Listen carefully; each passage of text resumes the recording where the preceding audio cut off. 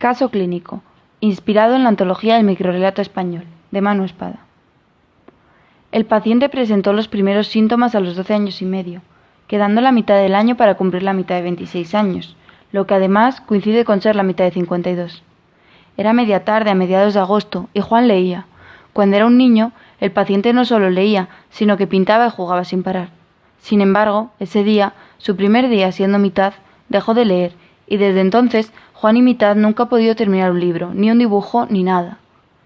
La cuestión comenzó a empeorar con el paso del tiempo, y es que Juan, condenado a ser tan solo 2/4, empezó a serlo con todo.